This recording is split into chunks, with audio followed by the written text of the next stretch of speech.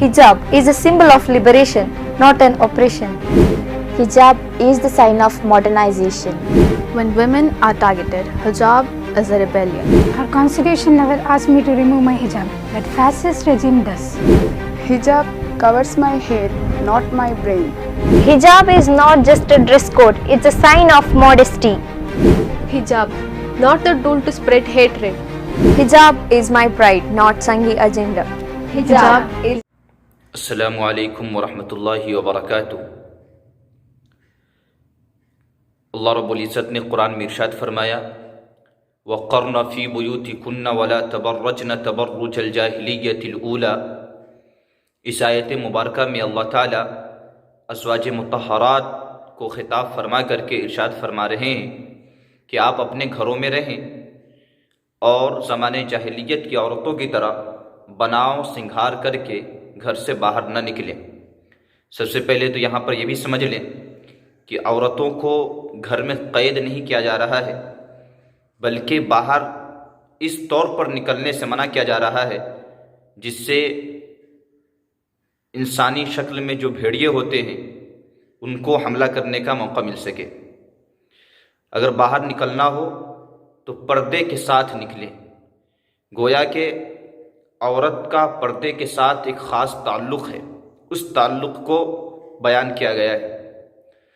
یہ بات بھی سمجھ لیں کہ ہم جس دین کو مان رہے ہیں وہ دین اسلام ہے، اور یہ ایک فطری دین ہے، دین فطرت جسے کہا جاتا ہے۔ جس طریقے سے کائنات کے نظام میں، فطرت کے نظام میں کوئی تبدیلی نہیں واقع ہو سکتی، اسی طریقے سے دین اسلام کے جو قوانین ہیں اور دین اسلام کے جو اصول ہیں اس میں کسی بھی اعتبار سے رد و بدل نہیں کیا جا سکتا۔ اگر رد و بدل کیا جائے گا تو یہ خطرے سے خالی نہیں ہوگا۔ نظام کائنات کو جاری اور ساری رہنے کے لیے سورج کی بھی ضرورت ہے اور چاند کی بھی ضرورت ہے۔ اللہ تعالیٰ نے دونوں کو پیدا کیا ہے، لیکن دونوں کا اپنا اپنا ایک مقام و مرتبہ ہے۔ سورج کا اپنا مقام اور اپنا مرتبہ ہے، چاند کا اپنا مقام اور اپنا مرتبہ ہے۔ ہم سورج کو چاند پر بھی فوقیت نہیں دے سکتے اور چاند کو سورج پر بھی فوقیت نہیں دے سکتے۔ نہ سورج کے بنا اس کائنات کا نظام چل سکتا ہے اور نہ چاند کے بنا اس کائنات کا نظام چل سکتا ہے۔ نظام کائنات کو چلنے میں دونوں چیزوں کی ضرورت ہے، دونوں کا وجود ضروری ہے اور دونوں کا اپنے مقام و مرتبہ پر رہنا ضروری ہے۔ اگر کوئی انسان اس فطرت سے بغاوت کرتا ہے اور زیادہ پڑھ لکھ کر کے اپنے آپ کو سائنسداں کہتا ہے یا اپنے آپ کو ماہرین فلکیات کہتا ہے، تو یہ شخص اگر یہ دعویٰ کرنے لگے کہ ہم سورج کو رات میں اگائیں اور چاند کو دن میں اگائیں تو اس سے کائنات کا نظام نہیں چل سکتا ہے، اور ایسے شخص کو پاگل، احمق، دیوانہ اور نہ جانے کون سے برے القاب سے آپ لوگ نوازیں گے، اس میں کچھ کہنے کی ضرورت نہیں ہے۔ اسی طریقے سے اس کائنات کے نظام کو جاری اور ساری رکھنے کے لیے مرد اور عورت کی بھی ضرورت ہے۔ بغیر مرد و عورت کے اس کائنات کا نظام نہیں چل سکتا۔ جس طریقے سے چاند اور سورج کی ضرورت ہے اسی طریقے سے مرد اور عورت کی بھی ضرورت ہے۔ عورت بھی اللہ کی دی ہوئی ایک بہت بڑی نعمت ہے، اور مرد بھی اللہ کا عطا کردہ حسین تحفہ ہے۔ مرد اور عورت میں بھی ایک کو دوسرے پر ہم فوقیت نہیں دے سکتے ہیں۔ جس طریقے سے چاند اور سورج کا الگ مقام اور مرتبہ ہے، دونوں اپنے اپنے مقام کے لیے موزوں، مناسب اور ضروری ہیں، اسی طریقے سے مرد اور عورت کا بھی مسئلہ ہے۔ عورت مرد سے بڑھا ہوا ہے یہ بھی نہیں ہے، مرد عورت سے بڑھا ہوا ہے یہ بھی نہیں ہے۔ لوگ غلط فہمی کے شکار ہو کر کے ہی اعتراض کرتے ہیں کہ عورتوں کو پردے سے باہر نکالنا ہے۔ وہ یہی کہتے ہیں کہ عورتوں کی کوئی عزت نہیں ہے اسلام کے اندر، عورت کو حقیر سمجھا جاتا ہے، عورت کو نوکرانی سمجھا جاتا ہے۔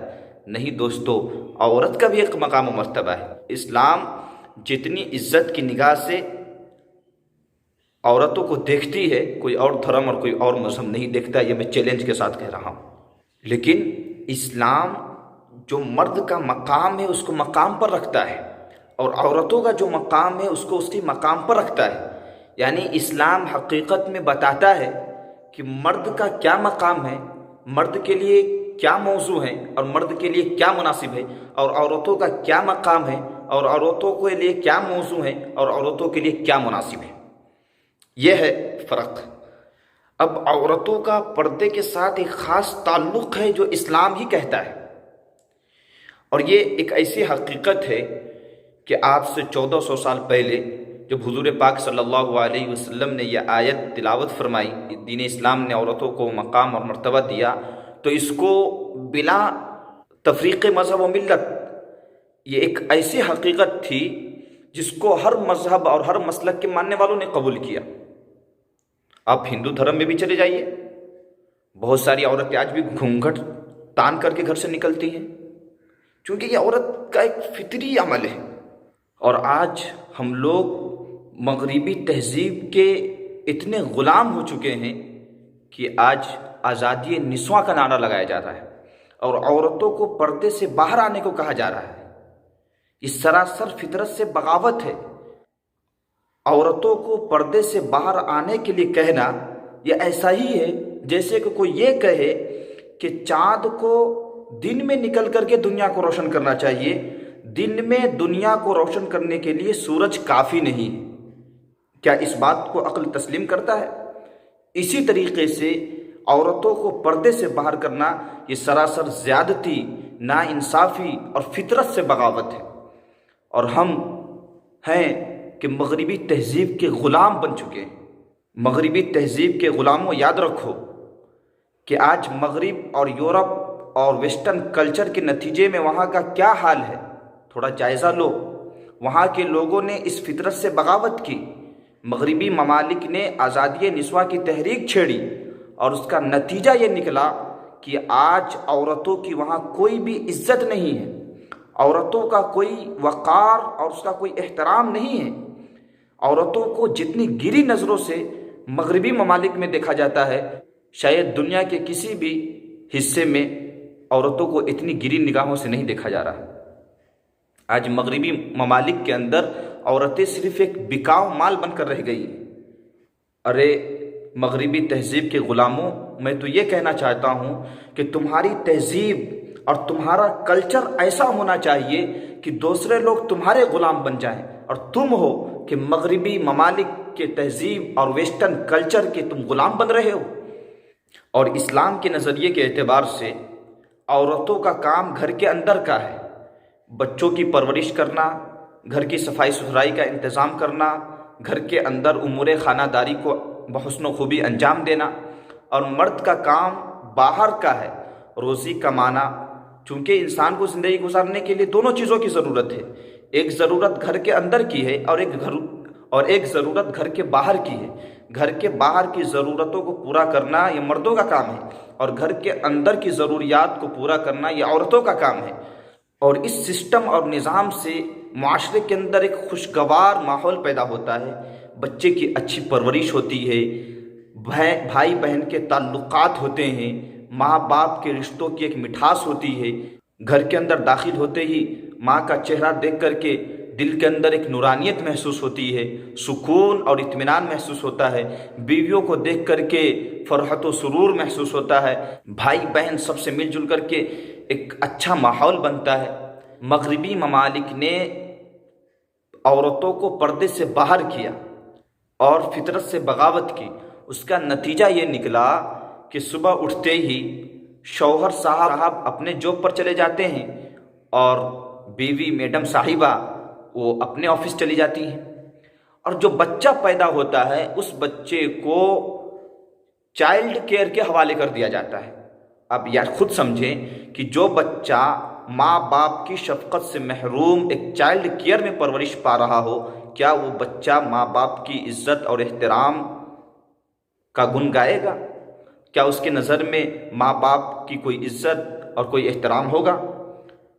اور پھر یہی ہوتا ہے کہ وہی بچہ جب بڑا ہوتا ہے تو اس کے ماں باپ بوڑھے ہو گئے ہوتے ہیں، تو یہ بچہ بھی کیا کرتا ہے، ان دونوں بوڑھے ماں باپ کو اولڈ ایج ہوم میں لے جا کر کے رکھ دیتے ہیں، جہاں وہ دونوں بوڑھا اور بوڑھی صاحبین کی وفات ہو جاتی ہے، اور اس بچے کے اوپر کوئی فرق ہی نہیں پڑتا، چونکہ وہاں نہ ان کو ماں کی شفقت ملی ہوتی ہے، نہ باپ کی محبت ملی ہوتی ہے، نہ بھائی بہن کے رشتے ملے ہوتے ہیں. اس وجہ سے ان کے اندر حیوانیت زیادہ ہوتی ہے اور شیطانیت زیادہ ہوتی ہے. یہی وجہ ہے کہ وہاں کے لوگ جتنی فحش فلمیں بنا رہے ہیں شاید کسی اور ملک کے لوگ نہیں بنا رہے ہیں. اس سے آپ واقف ہوں گے. اب آگے چلیے. اور اس کا جو سب سے برا نتیجہ یہ ظاہر ہوا کہ مغربی ممالک کے اندر ماں باپ کے رشتوں کی مٹھاس ختم ہو گئی، بھائی بہن کے تعلقات ملیا میٹ ہو گئے، خاندانی نظام تباہ و برباد ہو گیا. بہت سے لوگ ایسے ہیں جن کو پتہ ہی نہیں کہ میرے والد کا نام کیا تھا، میرے ابو کون تھے. اور اس سے بھی آگے بڑھ کر کے اتنی گھناؤنی حرکت وہاں ہوتی ہے، عورتوں کو اس حد تک مجبور کر دیا ہے کہ جب چاہیں جہاں چاہیں وہ عورتوں کے ساتھ مل کر کے اپنی خواہش کو پوری کر سکتے ہیں. وہاں کی گورنمنٹ کی جانب سے بھی یہ قانون ہے کہ جب چاہیں کوئی بھی شخص اپنی خواہش کسی بھی عورت کے ساتھ پوری کر سکتا ہے. نہ اخلاقی رکاوٹ ہے نہ قانونی رکاوٹ ہے. تو خدا کے واسطے میں آخر میں یہی کہوں گا کہ ہمارے ہندوستان اور بر اعظم ایشیا کی جو ایک تہذیب اور ایشیا کا جو کلچر ہے، کم سے کم اس کلچر کو تو بچائے رکھیں، اس تہذیب کو تو برقرار رکھیں.